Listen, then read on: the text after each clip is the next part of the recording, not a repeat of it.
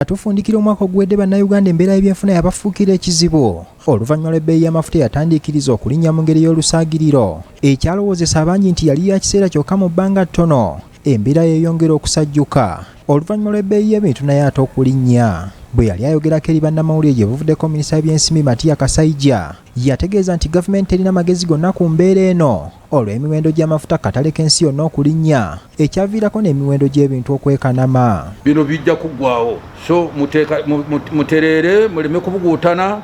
Nze nsuubira mu bbanga litali lyawala nnyo ebintu bijja kuddamu okutereera. Olunaku lw'eggulo Kajjampuni yayongedde okubalagala mu bbwa oluvannyuma lw'eggwanga lya Kenya Uganda gyeyisa amafuta okugatuusa kuno ate nali okugirwa ebbula ly'amafuta n'ebbeeyi yaago n'erinnya okutuuka ku siringisi 2 eza Kenya mu zaawano zenusu kakaaga era Kenya kino yakisizza ku lutalo oluli wakati wa Russia ne Ukraine. Olwaleero Gavumenti Egumizza Bannayuganda nti babeere bagumu kubanga ensonga ezaaviiriddeko amafuta okulinnya Kenya ndala nnyo omuli n'ekya gavumenti yayo okusuubiza abasuubula amafuta ensimbi bebbulule wabula ensonga eno nerwawo okugikolako ekyayongedde okusajjula embeera mu ggwanga lino. Naye ensimbi ezo ndowooza zaabadde ziruddewoko okujja so kati bo babadde batunda bbeeyi ensaamusaamu nga basuubira nti gavumenti egenda baweereza naye ndowooza ebatuukira okuddayo mu katale okugula eza gavumenti ezinnajja so ne batataaganyizibwamuko nti kapito gwe balina tawera bulungi so buli omu naaba nga alina okugulayo amasaamusaamu gasobola ku busobozi bwe nga bw'alina nga bwe bakyalinda ziri eza gavumenti zeyabasuubiza so ekyo kyekyaleeseewoko ebbula oba emiwendo okutaataaganako mu ggwanga lya Kenya. Solomon Muyita omwogezi wa minisitule y'obugagga obw'omu ttaka akakasizza nti amakubo gonna Uganda mweyisa amafuta okugatuusa kuno gatambula kinnawadda n'olwekyo tewali mbeera yonna eyinza kuviirako mafuta kulinnya e Uganda okuva ku bbeeyi gye galiko mu kiseera kino. Ekkubo ly'amafuta okuva wadde liyita munda mu Kenya okujja mu Uganda lyo libadde teryataataganyizibwa. Amafuta amakampuni gaffe gakyasobola okugula amafuta mu bungi bwe bageetaaga okusingako bannaabwe ab'e Kenya.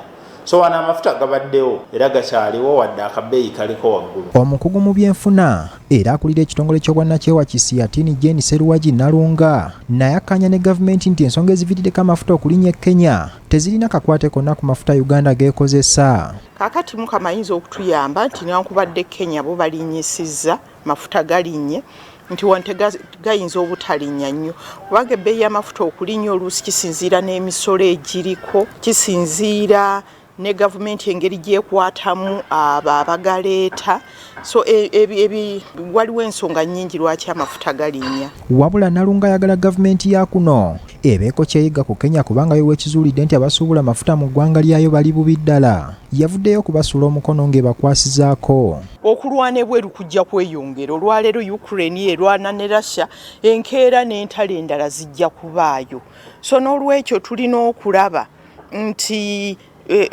ebizibu nga bino tubinogera eddagala nga tutunula nga tulaba nti ffeffe nnyini tuyinza tutya okukendeezaako okubanga buli kaseera bwe kigwa ewa muliraanwa tetwebaka. Olw'okuba nti olutalo lwa Ukraine ne Russia terumanyiddwa ddi lwe lunaggwa kino kiteeka abantu bangi mu kattu ku kiddala ekinaddirira singa olutalo luno lutwala ebbanga eggwanvu saako ebiwundu bye lunaaleka ate nga n'ensi ekyalina okusomozebwa kwa COVID-19 eyaleka ng'agootaanyizza ebyenfuna byayo. Ronald Kitanda, BBS Telefayina, ageesigika.